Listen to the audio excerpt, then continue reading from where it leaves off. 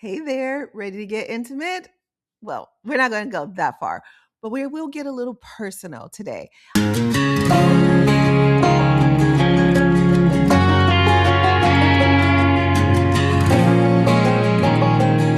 am Kiné Corder, the leading national certified counselor specializing in financial hypnotherapy for stress. And I'm building the world's largest global barber network offering mental health and money systems.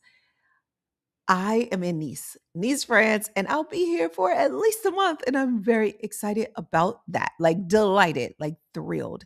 And I want to share with you a couple of things that happened over the past week. And then I want to share with you some changes that I have, like, I guess you can call them aha moments. But someone on my social media said, "Oh, I want to hear more of your story. Like, you don't share like your story and where you are and what you're doing. And I want to hear more about that." And I'm like, okay, I can, but as long as it's professional. Like, what I don't want to do is start getting too much about my personal life because that's not what I post about. I'm not a content creator. I am building the world's largest global barber network, offering mental health and money systems. And so, because that's what I'm offering, because that's what I'm sharing with you, that's what I want to keep the focus. My personal life, I will share a little bit here, mainly because in building, sometimes it affects my personal life. So I am really good at relationships. Like when it comes to the seven prosperity pillars, relationships is where I shine. It's easier for me than it is for a lot of people. And for that reason, I tend to take on a little bit of the burden of relationships because let's face it, relationships can be tough and they take effort. And so if you haven't been putting forth effort, in your relationships, then they're only going to go so far. Well, my relationships tend to go really far because I put a lot of effort and energy into them. And here's where I am with that. I am now focusing more so on my business. That's the only way I know how to put it. So, building the world's largest global barber network that offers mental health and money systems is feeding my retreat business. So, the retreat business is my number one business. That is where my heart lies.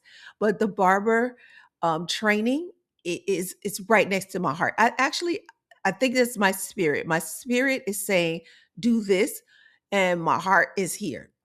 So if I feed my spirit, which is that's where I'm leaning towards, then my heart gets fed as well.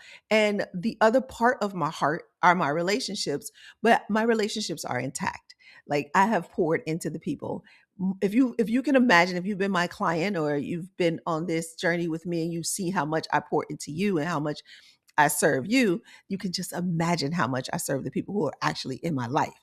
So what I learned while I was in the United States is just I thought it couldn't get worse. I thought the United States couldn't get worse, but it did. Like there's a layer of stress that comes onto you when you arrive in the United States.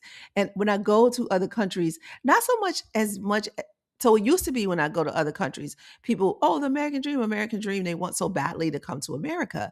But not so much anymore. Like in Malaysia, Malaysians were fine. People don't realize how awesome and amazing Kuala Lumpur is. You can have an amazing life in Malaysia, specifically Kuala Lumpur, because it has everything you will need.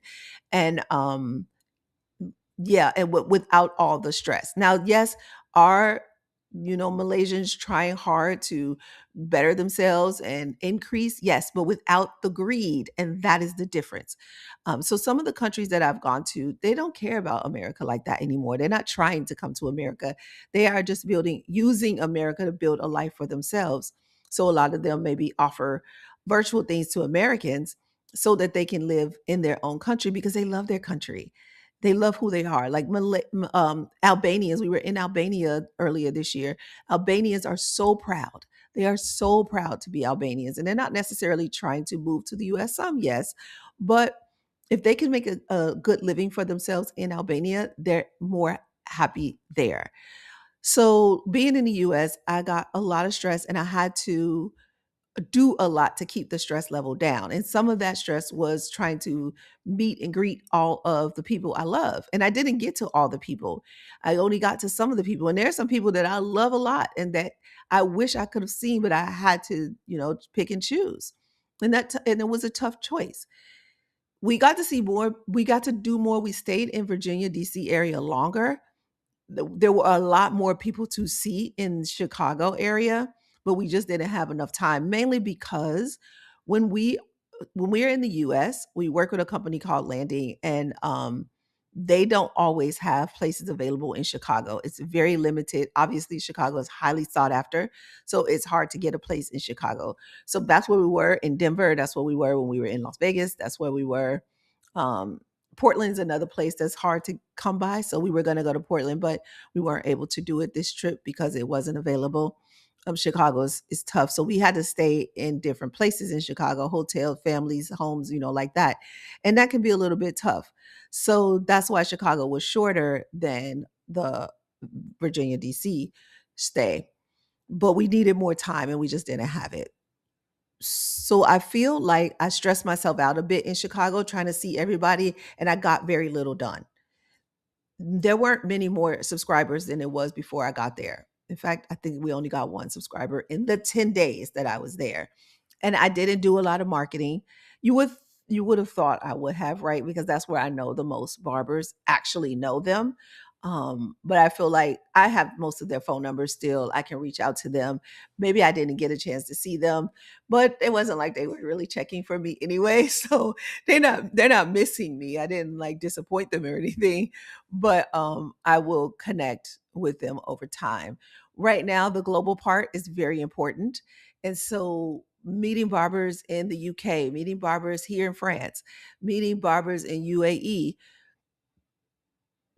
just meeting barbers outside of the United States, because I think I have it easy in the United States. It's easy for me to reach barbers in the United States. So I want to go further. I want to push myself to go out. Now, I can tell you when it comes to pushing myself, right now, I'm an introvert. So right now, actually, I'm an ambivert. Like I'm in the middle. I can do extrovert, but only for so long.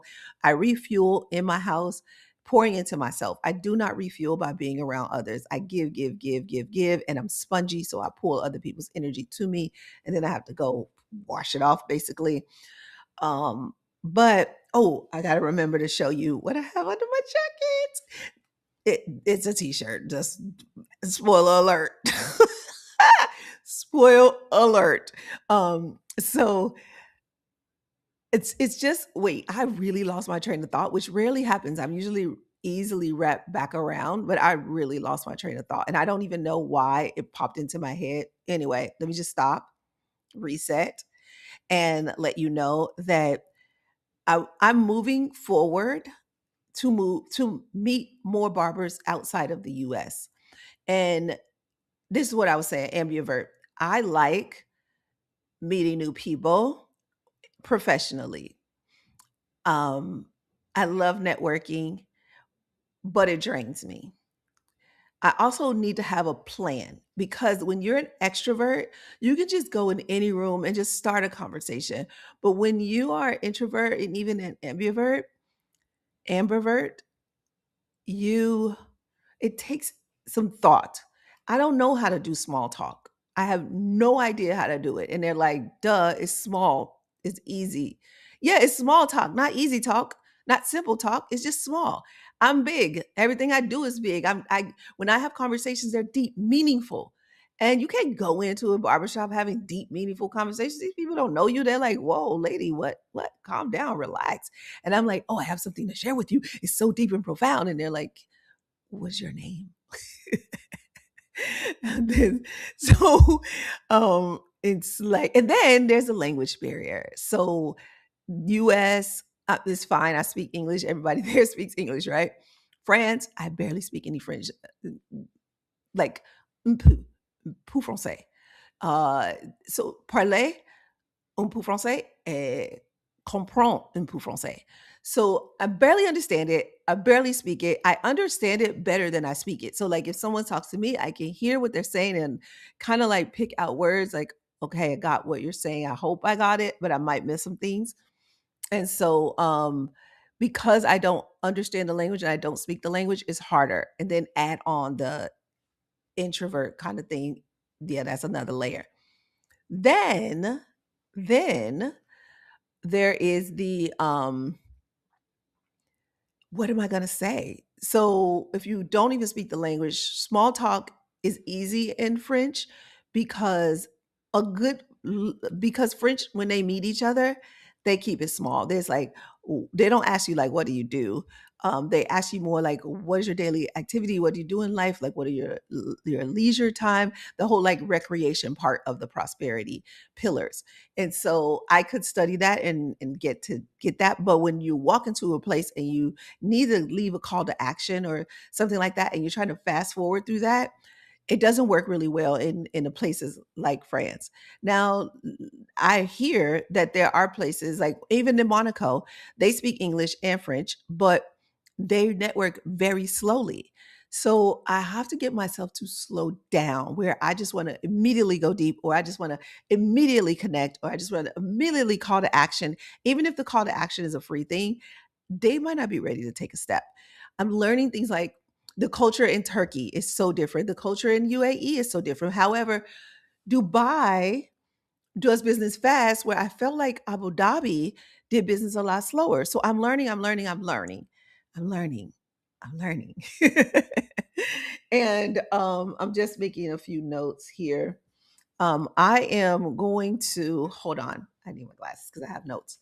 Um, so I want to catch you up on a few things. I told you the personal stuff already. Nice, I'm here in Nice.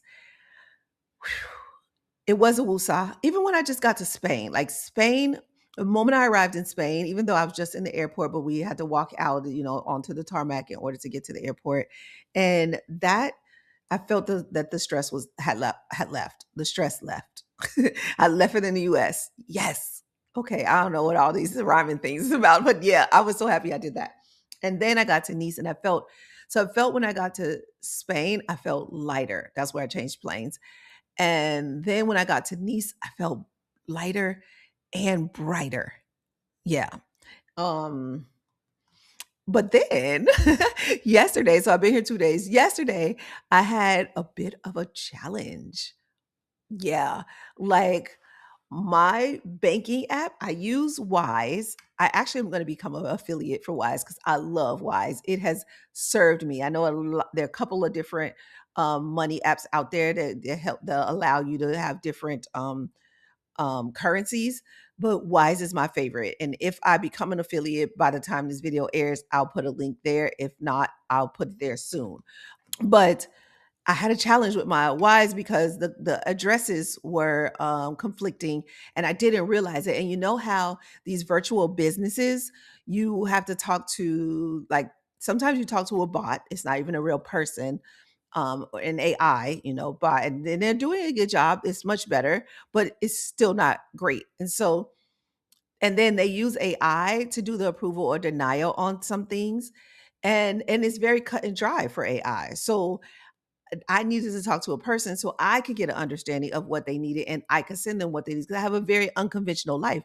Being a nomad, I realized, oh my gosh, it can be very complicated. And there's certain things that like not having a real clear address. Like we have an address in the US, but I don't like to get things there because mail has to go a certain place. Like our things are in a certain place. We have to have an address outside of the US. So there's a lot of moving pieces there. And Wise was confused. And I was like, of course you're confused. I'm confused. But tell me what you need so I can get it. Well, and so I have like 3 or 4 different currencies in there, but I can spend, but I couldn't put any new money in. So they weren't holding my money as far as like what I spend, but the way that I do my accounting with Wise, because Wise is basically cash and it's a debit card. Just so you know, I don't recommend to any of my clients to use a debit card for spending or purchases. And the reason is because that's your money. Like if you put your whole, let's just say you make $10,000 a month, you put your whole $10,000 in that checking account, and then you're using a debit card. If somebody gets a hold of that debit card and they decide they want to spend, your money is gone.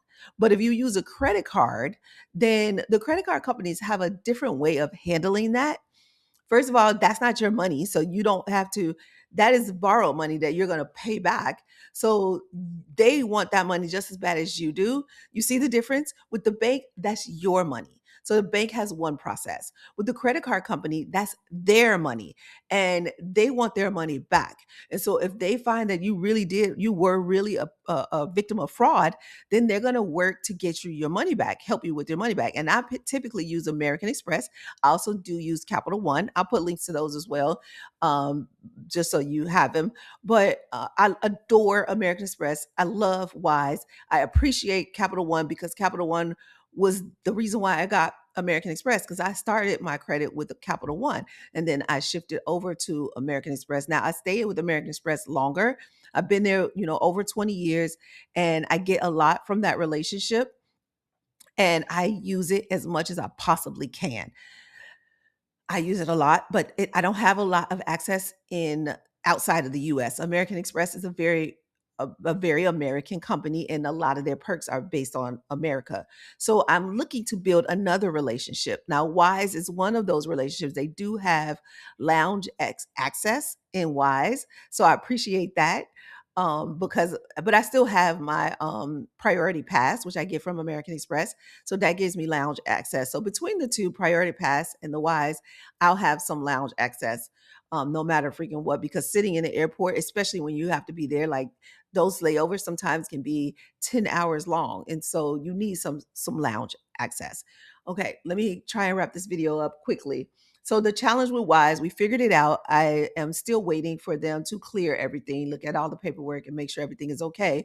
But these are the kinds of things you have to prepare for, because I couldn't plan for that. I had no idea that the next day, the day after I arrived in France, my Wise card was going to get suspended. Like, who would have guessed? So I was prepared, but I could have prepared more, because now I feel like I need to have another account. So Wise was my account. I went and opened another account immediately, because it it felt constraining and it was a little bit scary, sort of frustrating.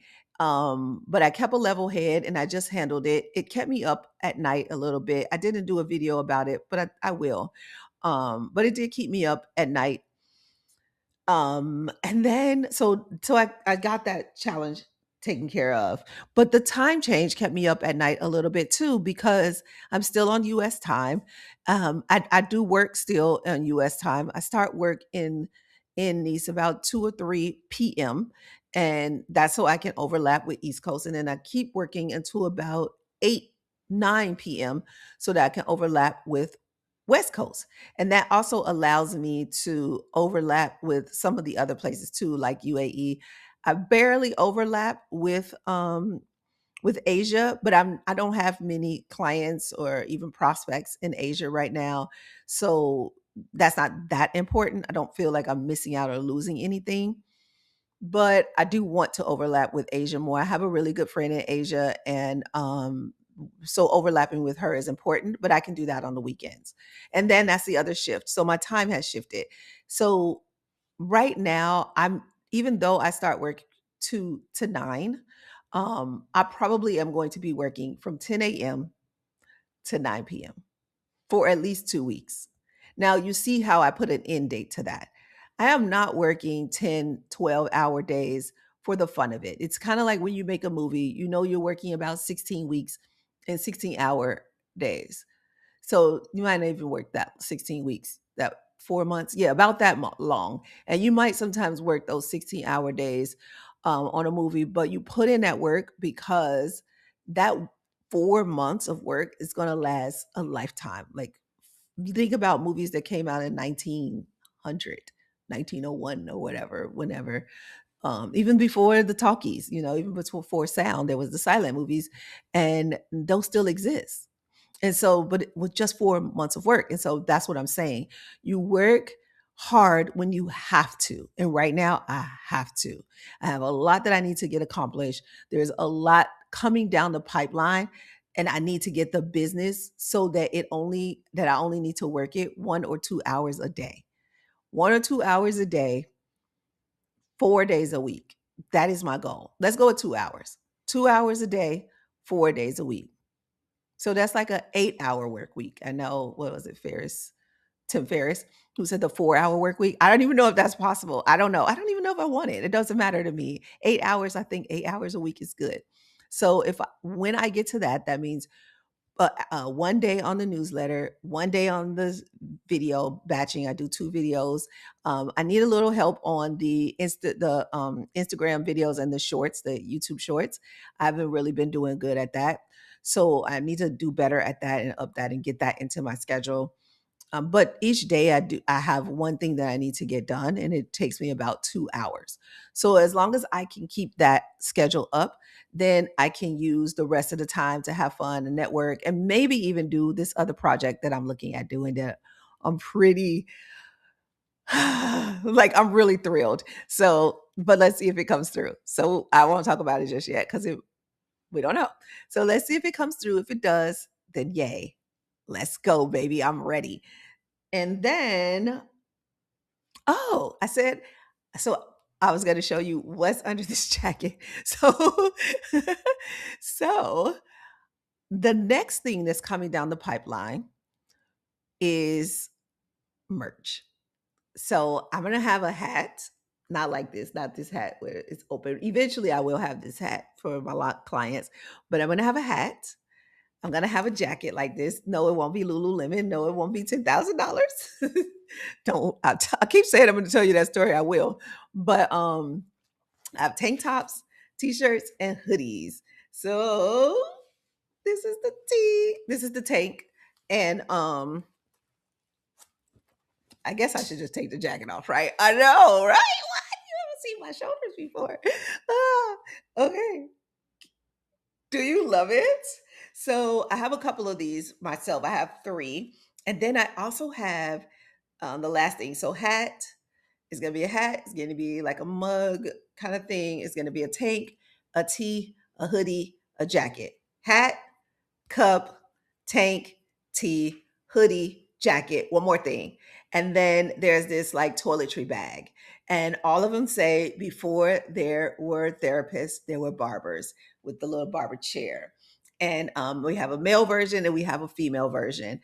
And I'm really looking forward to that coming out. Once that comes out, once I release that, then hopefully I get it done with this video and I will put a link to it. If I don't, then know that it's coming. You need to subscribe to this YouTube channel. You need to tell me if you want it. Like, are you like, yes, give me that? You need to share it with a barber you know and love and respect, and like a barber that you know, like, is on their stuff. Like, yeah, for real, a real barber. Um, and so I know this sounded judgmental, but you know what I mean. I have some goals. I set some goals, but you know what I'm going to do? I'm going to make a video tomorrow. Not tomorrow, Thursday, because tomorrow I have to go hang out with one of my friends. Maybe she's not doing well, and she's about to leave, and so I've got to go see her. I got to go to Monaco and see her before she goes. And my fingers are crossed that I get to see her, but I might not. But if I could, if the universe is on my side, then I will, and I won't make videos. And that's part of this personal stuff that I have going on, that I have to put my friends first here in these because they put me first. Like, it's just such a part of the lifestyle in France. It's easy. It's so simple and easy to be a friend in this part of the world. I don't know. In UAE was like that too. They just make time for friends, but they're not as greedy and they're not as focused on what other people want them to do. They're very inward focused. What do they want? So that's what I'll leave you with. What do you want? You want this tank? You want this tank? I know you do. And I'll have it for you soon. But that's all for now. I will see you sooner, and I love you muchly. Thank you for being here.